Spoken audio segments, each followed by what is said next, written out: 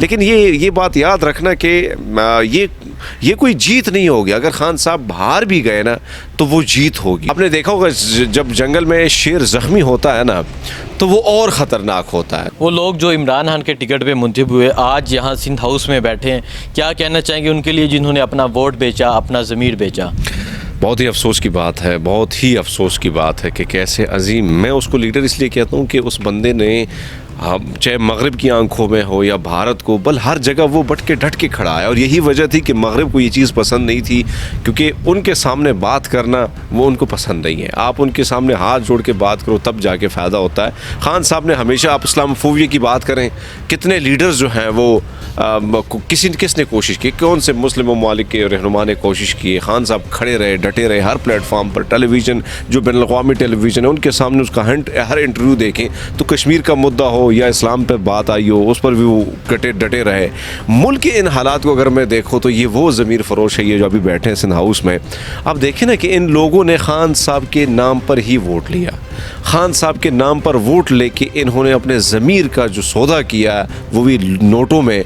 तो आप इससे और क्या समझते हैं कि इन ज़मीर फ़रोशों का कोई ईमान ही नहीं है, कोई इनका मैं समझता हूँ कि इनकी इंसानियत इनमें नहीं है कि जिस बंदे की वजह से इनको वोट मिला आज वो नोटों की खातिर बिक गए, आज वो बैठे और जिस तरह के इल्ज़ामात वो लगा रहे हैं हुकूमत पर। मैं समझता हूँ कि आपको लोगों ने तब्दीली के नाम पर इनको वोट दिया था, जब आप तब्दील ना हुए, आप निज़ाम को तब्दील करने में नाकाम हुए तो उधर अपना ज़मीर जो है वो तब्दील कर दिया, वहाँ पे अपना ज़मीर फ़रोश कर दिया। तो इन ज़मीर फ़रोशों का क्या कहना, ये तो सियासी, ये तो बटेर हैं जहाँ पे ये देखेंगे, ये तो वो मौसमी बटेर हैं जहाँ पे मौसम बदलता है ये वहाँ बदल जाते हैं। तो मुझे इसके लिए बड़ा अफसोस है। लेकिन ये बात याद रखना कि ये कोई जीत नहीं होगी। अगर खान साहब हार भी गए ना तो वो जीत होगी। उसकी वजह ये है कि आपने हर चीज़ पर डाका डाल दिया, यानी आपने लोगों का ये जो एक एमएनए जब आता है तो करोड़ों वोट उसको पढ़ते हैं, हज़ारों वोट पढ़ते हैं, हज़ार ज़मीर जो हैं वो अपने वोट का हक जो है वो अदा करते हैं और वो कहते हैं कि ये बंदा ठीक है, ये पार्लियामान में जाके हमारे लिए लड़ेगा। लेकिन जब आप पार्लियामान में पहुँचते हैं और अपनी ज़मीर का सौदा करते हैं तो इनसे और कमज़र्फ़ इंसान, इनसे और कमीने कौन होंगे। और मैं मानता हूँ इस बात को कि इन्होंने हद कर दी है, यानी आज सिस्टम को पूरा डीरेल करने के लिए ये वही सियासतदान है।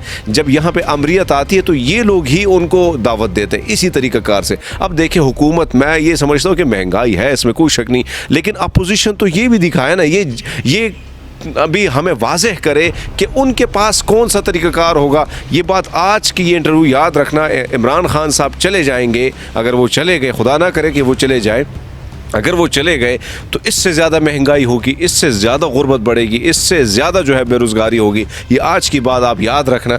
ये तो मगरबी दुनिया का जो इतना पैसा आया हुआ है, अमेरिका ने जो पैसा बहाया हुआ है पानी की तरह, और हमारी जो यहाँ की जो जमात है वो तो बिकती हैं। वो तो कहते हैं कि पाकिस्तान, अमेरिका तो वैसे भी कहता है कि भाई पाकिस्तानियों को नोट फेंको तो ये नाचना शुरू कर देते हैं। हम तो वही हैं, यहाँ पर तो ज़मीर फ़रोश, ज़मीर ख़रीदना जो है वो बड़ा आसान है, बस नोट फेंकते जाओ, ये ख़ुद ब खुद चले आएंगे। तो मैं समझता हूँ कि इन पर जितनी भी लानतें भेजें कम है, और मुझे अफसोस है इस बात का। लेकिन ये बात याद रखना कि खान साहब अगर चले भी जाएं, आपने देखा होगा जब जंगल में शेर ज़ख्मी होता है ना तो वो और ख़तरनाक होता है। तो ये खान साहब अपोजिशन में आएंगे, ये उससे ज़्यादा बढ़ के ख़तरनाक होंगे। और इमरान खान साहब की ये आज की बात याद रखना कि मकबूलियत में कमी नहीं होगी। इस वक्त टॉप ट्रेंड सोशल मीडिया पे खान साहब को सपोर्ट करने के लिए लोग उतरे हैं। खान साहब को लोग जिस प्लेटफॉर्म में मैं देख रहा हूँ लोग सपोर्ट, क्योंकि लोग नहीं चाहते। महंगाई है, बहुत सारी चीज़ें हैं, लेकिन ऐसे सिस्टम को डीरेल करना,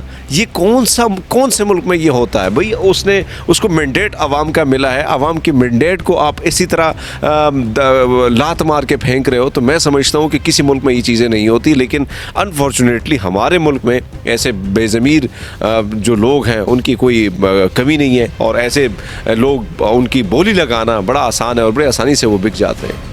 अच्छा, क्या कहते हैं ऐसे ज़मीर फ़रोशों के बारे में जो 3 साल तक जिन्हें हाँ बनाया, 3 साल तक जिन्हें ख्याल ना आया, और आज कह रहे हैं कि हम अपने ज़मीर के मुताबिक वोट देंगे? 3 साल वो कहाँ थे? यही तो मैं कह रहा हूँ ना कि 3 साल आप मज़े लूटते रहे, और आपको पता था कि जो सरकारी जो उधर जाते हैं TADA मिलता है, जो इनकी पावर इनको मिली थी उसका खूब इन्होंने मज़ा लिया। और जहाँ पे भी आप मुझे ये बताएं कि जब भी मुश्किल वक्त आया, इत्तेहादियों की मैं अगर बात करूं, सिर्फ इत्तेहादियों की, तो ये तो उस दुल्हन की तरह वो हमेशा नानके की तरफ, वो अपने मायके की तरफ चली जाती, उसी तरह ये इत्तेहादी भी नाराज़ हो जाते।